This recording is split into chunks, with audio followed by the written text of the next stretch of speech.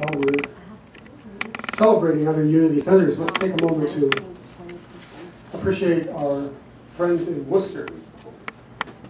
Unity of Central Massachusetts is announcing today that they have a permanent home. They're renting a space so they can do classes during the week. They have a ministerial student from the school who's serving as an interim minister for them. And so they're very excited at new possibilities there. We send our love to them as well.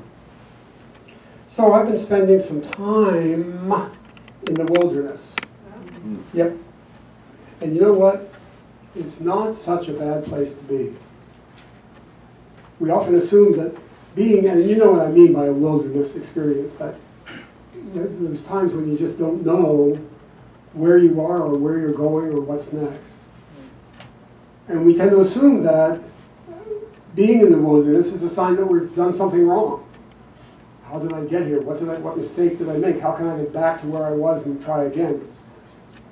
We think that if we were spiritually alert, we would be free from all wilderness experiences, centered and confident as we move forward.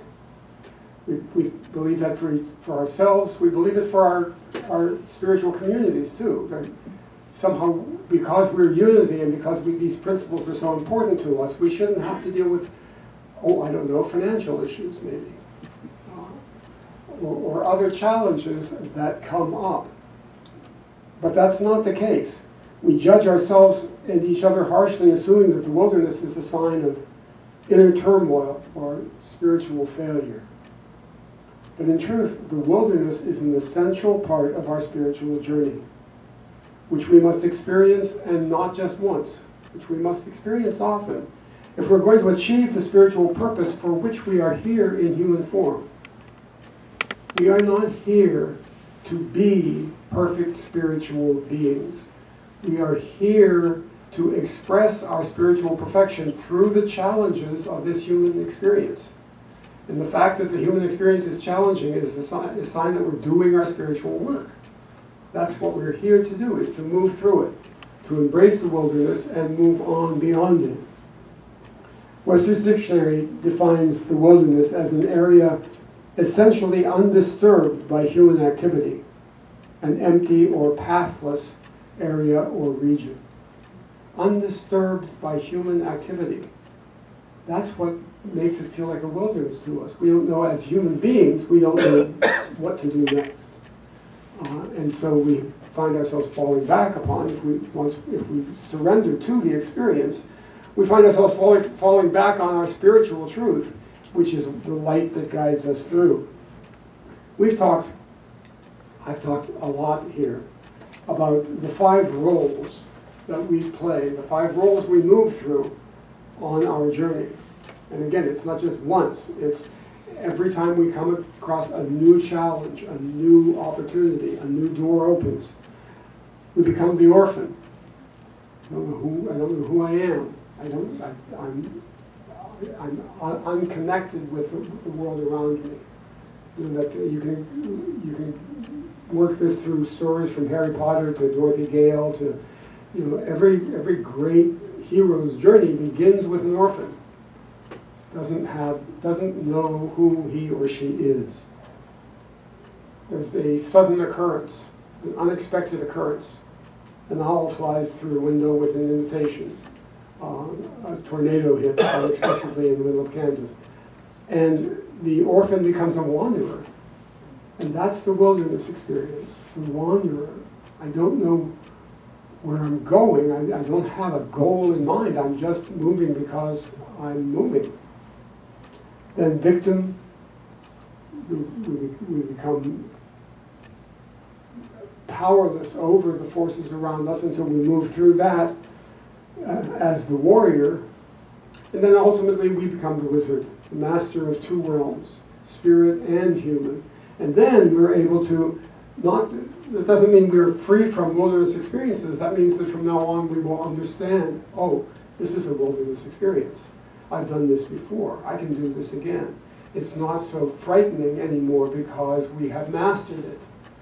And we still move through them. There will still be wilderness experiences. There will still be challenges along the way. But we know who we are now. We know the truth of who we are.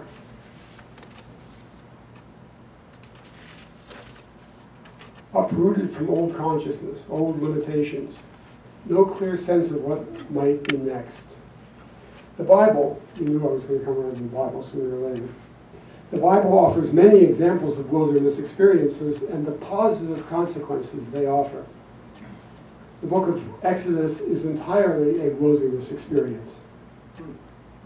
The Hebrew people are led out of slavery, not to a better place. They expect if they're going to be led out of slavery, then they will end up in the promised land. And ultimately they do and will, but that's not the first experience. The first experience is wilderness. I don't know where I am now. I've let go of who I was. I've let go of the limitations that were blocking me and getting in my way. Now what? And they spent 40 years in the wilderness before they're ready to move to the promised land. And what makes them ready is that an entire generation has to die in the wilderness. All of those Hebrew people, those Charles Fillmore called them thought people, that looked back on Egypt and thought, oh geez, we really had it good then. We had olives, we had dates, we had food, we could sleep as long as a little bit of slavery doesn't seem all that bad when you're in the wilderness and looking back. And it's not until all of that energy disappears and they're willing to look forward. They're willing to say, okay, what's next? What's over the next hill? What's the new possibility that we are open to, that they become ready to move across the Jordan and into the promised land. In the Gospels, we have Jesus in the wilderness. The Hebrews were there for 40 years. Jesus was there for 40 days and 40 nights. And it is the same, to some degree, it's the same wilderness, certainly the same experience. 40 is a metaphysical number of completion, so a wilderness experience will last until it's complete. And you have everything to say about how and when that is. Matthew says Jesus was led by Spirit to be tempted by the devil. I never read that quite that way until this time when I was preparing this week.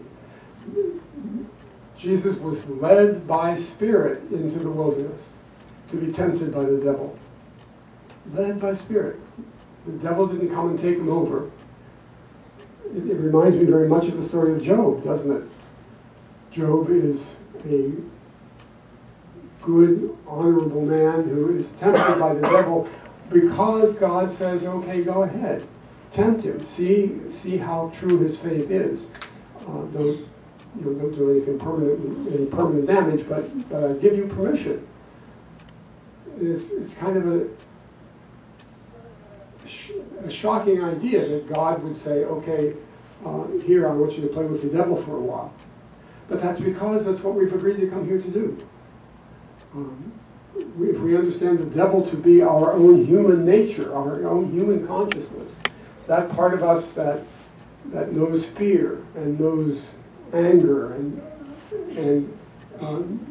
is difficult to deal with on a spiritual level, that devil within us, the Satan of our being, get thee behind me, Satan, Jesus ultimately says. So Jesus was led by Spirit to be tempted by the devil. And he has three great temptations. And this is immediately after his baptism by John, which, again, metaphysically, symbolically represents his dawning awareness of his own Christ nature. We don't believe that Jesus was born with in Christ consciousness and grew up unique from everybody else because he was the Christ. He came into that awareness just as we come into our awareness. He came in much more fully and completely than we have been able to do. Well, I don't know, I haven't talked to you for a while, so maybe you're all there in Christ consciousness already, but probably Charles Fillmore felt that Jesus probably had accomplished in a previous lifetime a lot of the work, so that his capability of coming into Christ awareness was right on the surface, waiting to be tapped. And it is symbolically tapped by the baptism at the hands of John in the wilderness. Now there again, you might assume, like being let out of slavery, you might assume, well, this is great news, everything is going to be fine from now on. Everything will be wonderful now that I know that I am Spirit, now that I know that I am the Christ, that a spark of the divine is the truth of who I am. What could go wrong? What could be wrong? What could be challenging? Well, everything could be, because now you're ready to deal with challenges from that spiritual consciousness, and your life changes not in terms of now I'm going to just live happily ever after, but I'm going to be able to move through the wilderness experiences of my life with this Christ awareness. So the first temptation that Satan comes up with, and remember, this is Jesus' own human nature. So he has discovered he has more spiritual power than he ever imagined. He has discovered the truth of all of us, but he has discovered it by experiencing it for himself, that he is in fact the Christ. So there is that voice within us that is immediately going to say, oh, well, great, you can get a lot of money out of this. You can command these stones to be bread, turn them into bread, sell the bread, make money, you'll become rich. And it's not that that wouldn't be possible, but it's that that would be a waste of the energy. And Jesus has to say, no, that's not, I don't think that's quite what this is all about. All right, then throw yourself down from the pinnacle of the temple. Now, of course, the temple in Jerusalem was the center of the universe as far as the Jews were concerned. So throw yourself down, angels will catch you. God, people will talk for days. You'll be on the news. You'll be famous. If riches won't do it, then maybe famous will do it. No, I don't think that's the answer either. Well then, worship the devil. And this is the tricky one. Use your power to do good in the world. To do good as according to how your ego self sees good expressing, And it's very tempting, isn't it, to say, well, I can fix everyone. I'll just fix the whole world. They'll just all do what I tell them to do, and then they'll be fine. But they won't be fine because they're not doing it from their own consciousness. They're doing it because you told them to. That doesn't work. It may work superficially, but it's not going to accomplish a spiritual purpose. And accomplishing a spiritual purpose is what we're here for. It's what we have discovered this Christ energy within ourselves to be about, to discover the truth of who we are, and then to share that with others, not so that we can make them not so that we can force them to do what we know is best for them. Not if you ever wanted to force someone to do what was best for them. Or, in the early days of my recovery, most of you know that I'm a 12-stepper. People I sponsored, I just wanted to reach inside their head and just rearrange things. Just stop it. Stop it. Just do what I tell you, because this is right. This will make you happy. Shut up and listen. I'm making you happy here. And it just doesn't work. It doesn't work because they have to come to it themselves. It can be very frustrating even as unity people. Just simply knowing the truth of who we are, knowing ourselves as spiritual beings, as infinite beings of spirit, can be very, very challenging, can't it, when we're surrounded by people who don't get that at all, who aren't at that level of awareness yet at all. And we want to shake them awake, but that's not going to do it. So again, the third temptation. No, I don't think that I'm here. I don't think I have come to this awareness so that I can force other people to act according to my guidance.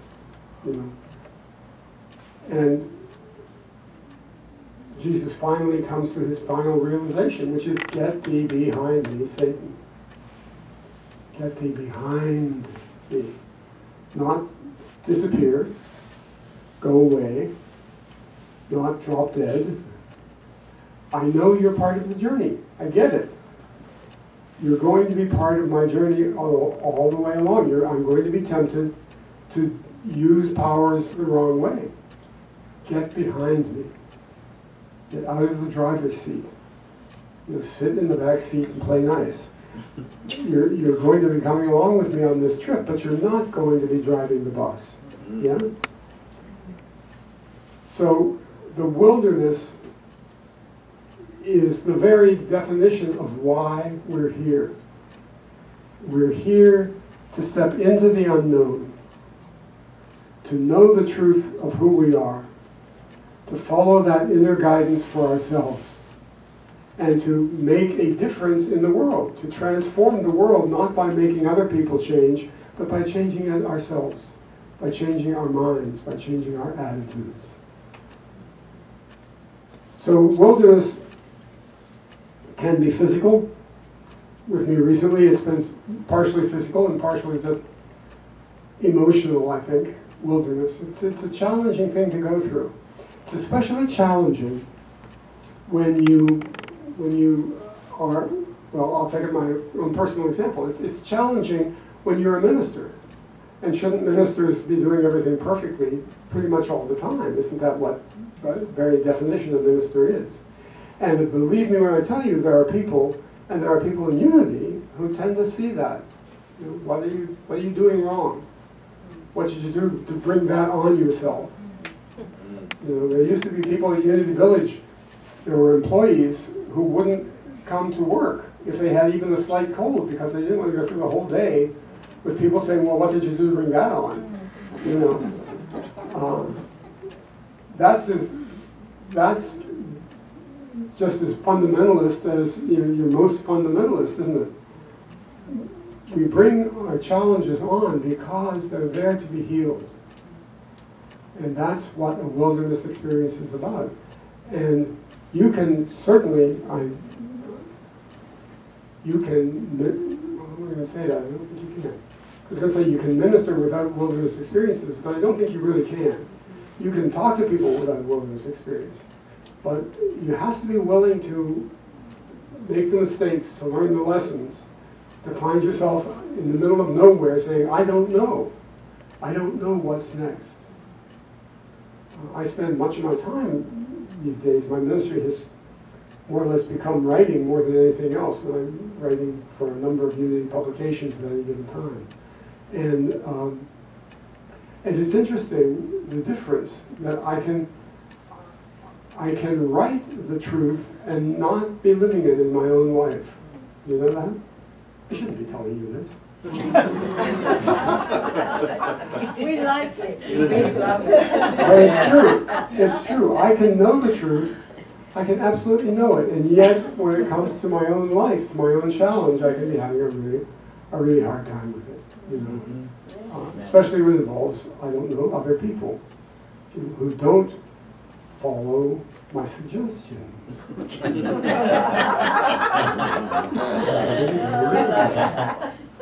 So that's my message for today, is let's hear it for the wilderness experiences. Let's hear it for the challenges in your own life. Let's hear it for the fact that you are able to move through them, knowing the truth, surrendered to the truth, and that the promised land is just over the next horizon. It truly is. Any thoughts or questions before we close? No? Usually we're talking about that. Just Yeah. thank you. That was perfect for me. Absolutely. Oh, good. Good. Well, I'm not the only one who's been sharing some wilderness recently. I was just really curious what you meant by wilderness experience. I don't understand that concept. Well, let's go back to the dictionary. It's an area essentially undisturbed by human activity, an empty or pathless area or region. It doesn't mean there's nothing there. It means that there's no path through it. There's no clear path through it. I'm not quite sure why I'm there. I'm not there because I'm going someplace else. I'm there because I don't know how else to deal with it. You have helped me understand wilderness more than you realize, because you all sent me to Jerusalem for that peace meditation. And while I was in Jerusalem, it's a fabulous city, and I was thrilled to be there. But I didn't feel it. I didn't feel that presence, capital P presence.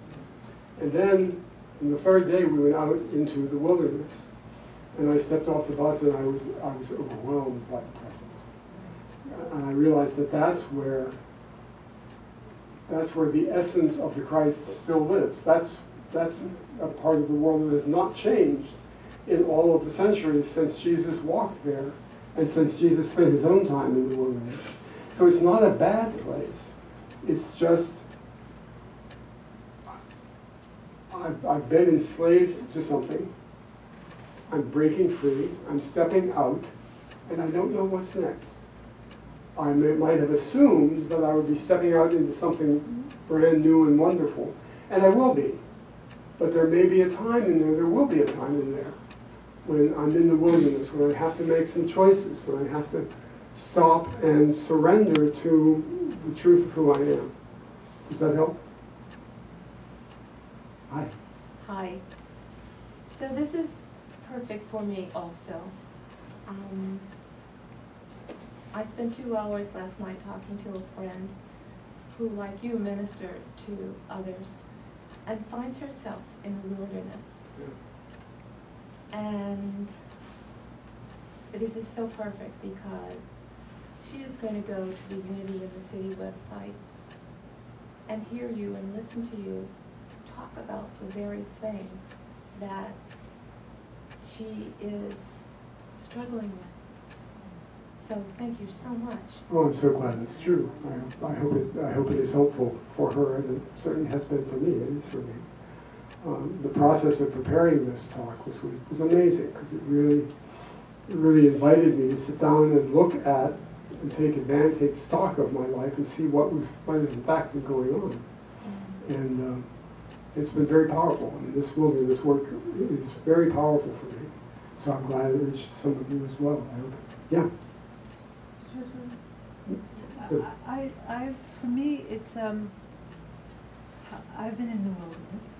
I still am, and I find that it's when I have to look around and nothing is looking like the way I want it to look.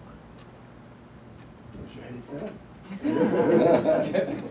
And then to say, well, okay, and to be with whatever that is. That there's this tremendous struggle to force it to look the way I want, and then the process of accepting that it isn't, and that maybe that is the best thing. It is the best thing, and it leads to the greatest affirmation I know of, which is, show me the good. Don't show me how to get out of the wilderness. That's judging it and assuming there's something wrong with it, and I shouldn't be there. Show me the good. Show me the choices I can make that will turn this into the next positive step on my spiritual path. Yeah? Well, again, it is just wonderful to be back with you again. And I hope this will happen more often now. And I hope that your own wilderness experiences just bear rich, rich fruit, as mine is definitely doing. Blessings. Thanks, Ed.